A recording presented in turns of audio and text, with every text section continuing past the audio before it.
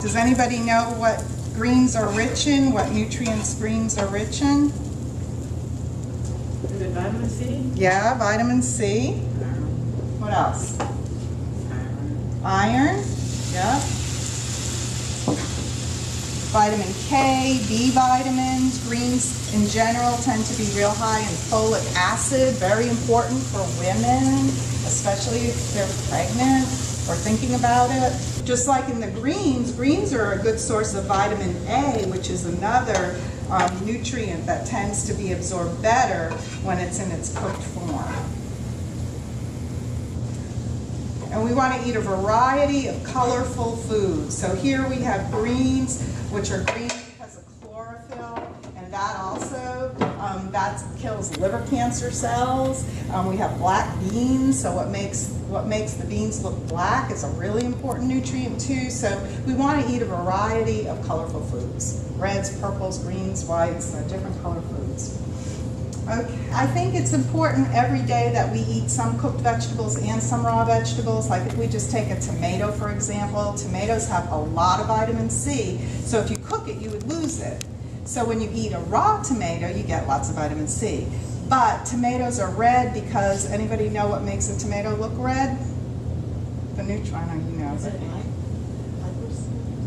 Lycopene, very good. Yeah, you were close. You were close.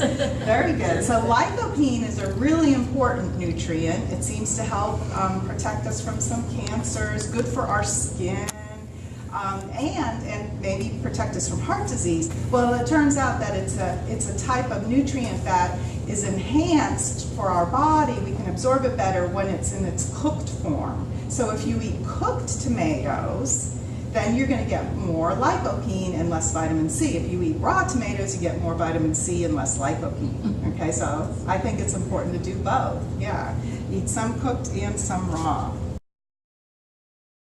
Remember that there are 5 parts to a meal. A meal should have some protein, some carbohydrate, a little bit of fat, and you want it to be colorful. Real colors though, not Fruit Loop colors or M&M colors, so you want real colors. And so the 5th thing is that you want your food to be real. So this fits all of those categories. You have protein in the black beans. Peas and beans are a really high protein source. Cheese has protein in it. We have carbohydrate, a little bit in our greens, and we have a good amount in our beans. And then we have our olive oil providing some fat and a little bit of, and then there's some fat in the cheese as well. So we have all of those nutrients. This is real food. It's not super processed food.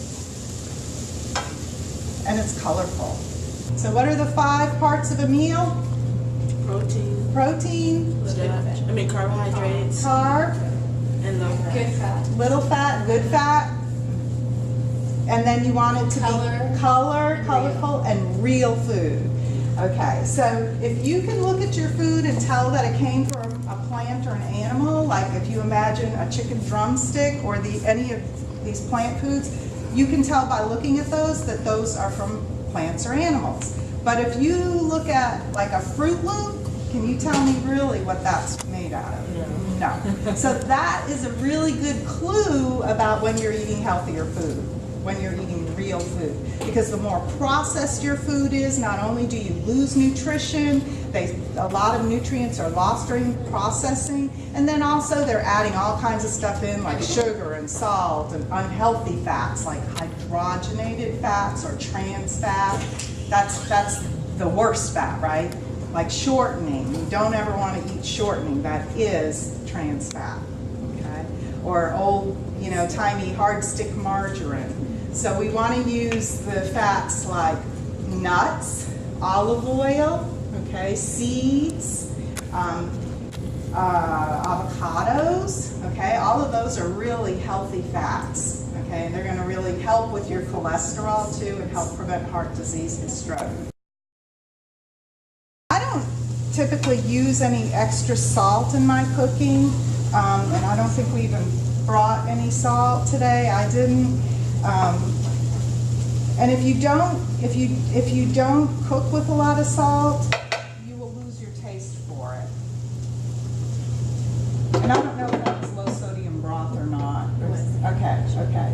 for some of you, if you're used to eating saltier food or you're used to putting salt in your cooking, you might say, oh, I need salt. But if you go into taste bud rehab and stay away from salt for about a month, you'll find, and this really, really works, that you don't want it anymore. So, yeah. So you've done it before. So, yeah. Same works for fat or sugar. It's kind of like you hit a reset button. And then after that time goes by, you'll miss it at first, but after that time goes by, you don't even want it. What we're going to do today is just season with some black pepper, okay? But we brought a variety of vinegars for y'all to try too. How many of you already eat vinegar on your greens sometimes? So yeah, vinegar. And vinegar is really healthy for you, calorie-free, helps with lowering blood sugar, blood pressure. So when you come up to sample, you can just choose which one you would like to try to put on yours. The other thing that you can do with this is just really be creative with herbs and spices. I love to put curry in my greens.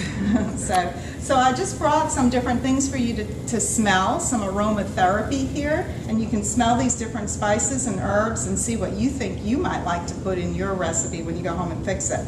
Brought some rosemary. How many of you have rosemary at your house? Yeah, love rosemary. Some sweet basil that I dried from the garden from last year, and cumin, which always goes great with black beans. Cumin and curry both have a real important substance called curcumin in them that is a very potent anti-inflammatory. There's been a lot of studies on those spices, those type of spices. They help if you have any arthritis, they can help with that. They seem to kill cancer cells, so wonderful, wonderful spices. Rosemary also kills cancer cells, so you really want to, every time you fix a meal, you want to use some herbs and spices in your cooking. So be creative, try different things, give it a go.